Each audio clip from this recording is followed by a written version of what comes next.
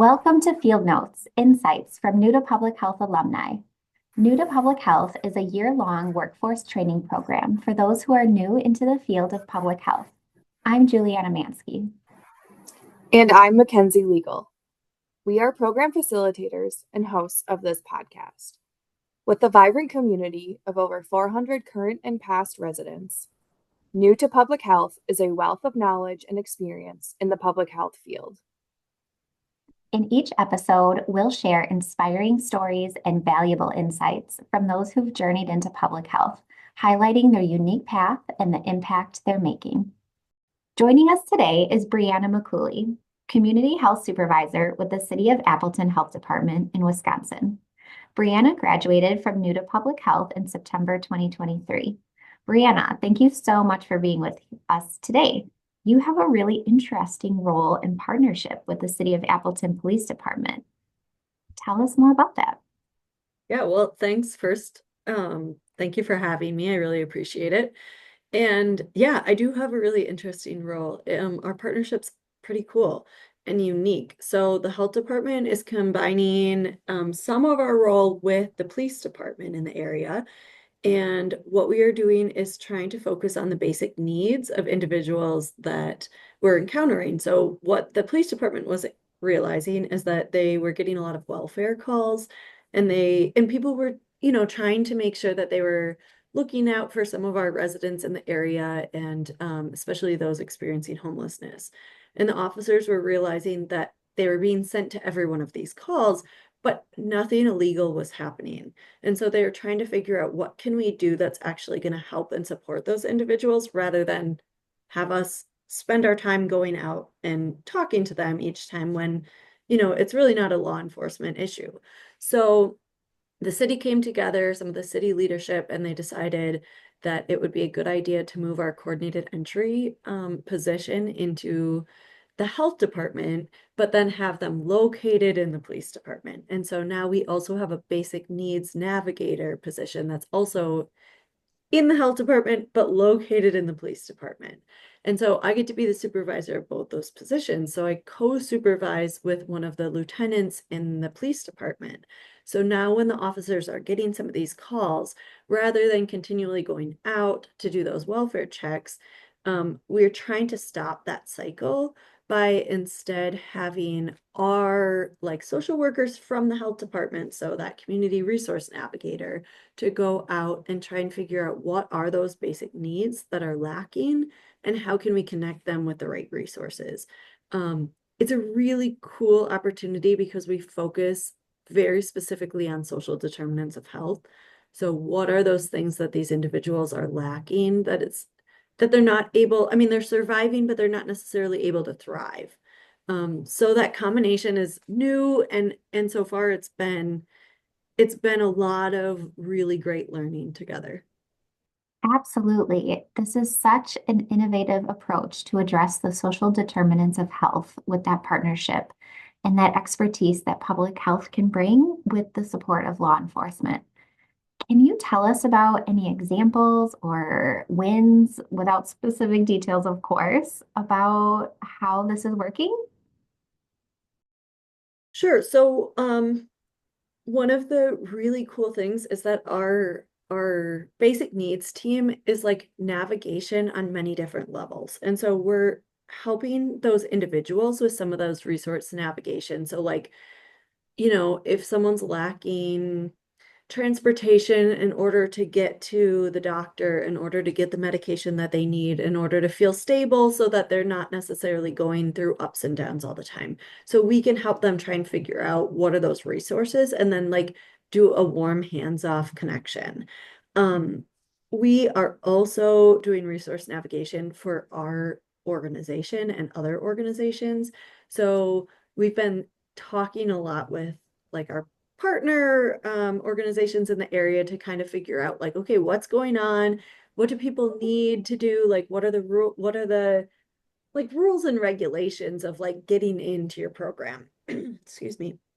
And so one of the things that we've seen is with our local homeless shelter, we're finding some of the rules that they have aren't necessarily known in the public.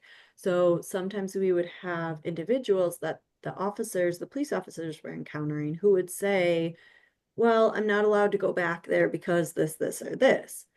But now that we have that middle ground of us realizing what some of those rules and regulations are and being in regular communication with both of those entities, we can say, well, actually, that individual may have been asked to leave for a night, but they are able to go back there. They just need to get back on that waiting list. Or something similar to that, like maybe they are able to go to these other resources, and so then we can help with that navigation. Yeah, that's a great continuum of care to really be able to meet and work with people where they are and at their individual, on an individual level. Yeah. And our goal is How, to try and break some of those cycles that keep happening. So some people who are experiencing that cycle of poverty or that cycle of mental health struggles or that cycle of whatever else it might be that brings them to that point of homelessness, we're trying to kind of catch them either before that happens or like during that cycle and try and help so it's not a law enforcement issue, but instead we're able to get them into these resources that really make the most sense. that is really wonderful. What's been the early response from people that you're working with and or the community on this new approach? Our community partners seem to be really grateful for for us being there, just because we're all super passionate about what we do and we all really are involved in and busy with what we do. And just to have someone who's kind of an outside person who can do some of that navigation is helpful, and that we can keep updated on that navigation and then have those regular communications with the community partners, with the officers, with people within the city or within the health department. It's it's been a really great asset, I think, just to know that, okay, here's someone I can ask questions and I could trust, Mhm. and they have an idea of a bunch of different things that are going on. Yeah. Well, I just think this is such an innovative and forward thinking public health 3.0 approach to breaking those cycles, like you mentioned earlier. What takeaways would you have from this experience for engaging with community partnerships this way if someone from another community was thinking of approaching this? Yeah, one thing that I'm really grateful for is that we have um, leadership in the city, both like within the city of Appleton, but then our community partners who are on board. And that makes a world of difference, that they understand that the social determinants of health and homelessness it's not just one issue that's affecting someone, but that there are multiple things that are at play.